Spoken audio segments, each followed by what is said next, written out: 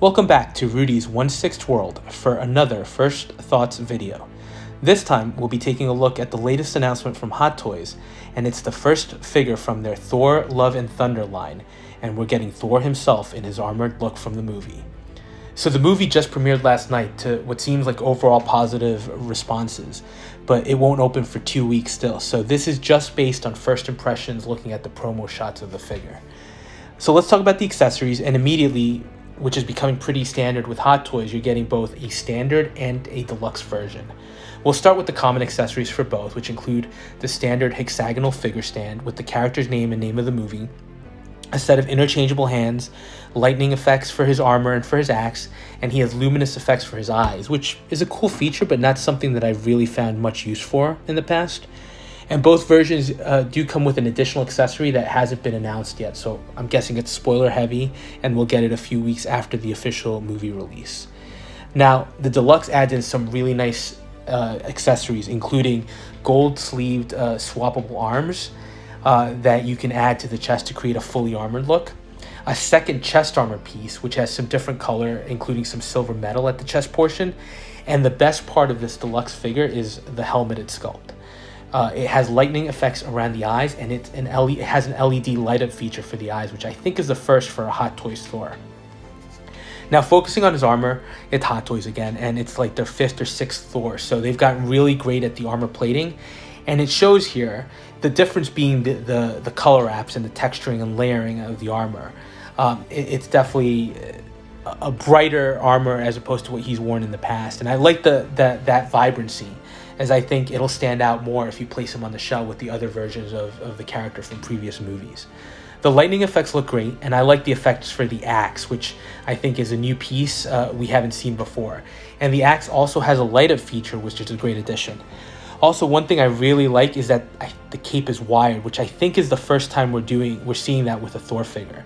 So really great in terms of added posability. And finally, turning to the face sculpt, this is an interesting one. It's a great sculpt, and it's great overall, but I think it's the same one from Age of Ultron, just with an updated paint application, which is a little strange given that I feel like we've gotten new sculpts for a few movies in a row now, so it's interesting that Hot Toys is just reverting back to an older sculpt. It's great. Again, paint apps are improved, texture, and there's a little scarring on his face that are top-notch. But let's be honest, for me this would be a figure to display with the helmet. And that piece looks incredible. From the trailers, I thought I would hate the helmet. I thought it looked wacky, and I still might in the movie, but in the figure format, it looks great. And it would be 100% how I choose to display this guy. Overall, it's another great offering from Hot Toys, and they're offering enough differences here to make me pick this guy up, even though I have other versions of Thor.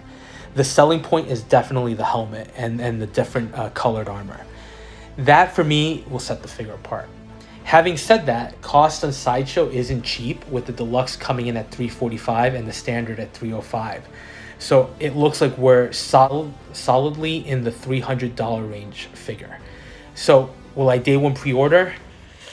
I might, just because I'm concerned the helmeted version will sell out. I think there might be just enough hype for that one that could be something that happens. If it were just a standard, I'd probably hold off. Also, I think this is a line where Hot Toys is going to go deep, and it's going to get pricey. I'm sure we'll get a Jane Mighty Thor. That I think is not even a question. I'm hoping we get a Gore, as I love collecting the villains from the movies, and it is Christian Bale, so I don't think Hot Toys will pass on that. And then the hope as far as other figures would be for King Valkyrie and a Korg. Will Hot Toys go that deep in the line? I don't know. I think it depends on how well the movie does at the box office. But if they do release them, I would have to take the plunge to get those characters into my MCU collection. Anyway, what are your thoughts on this announcement? What else do you think we'll get from Thor Love and Thunder? Is price becoming a concern for you, just like it is for me? Let me know your thoughts, and if you're enjoying the content, please like, comment, and subscribe. We'll touch base on the next video.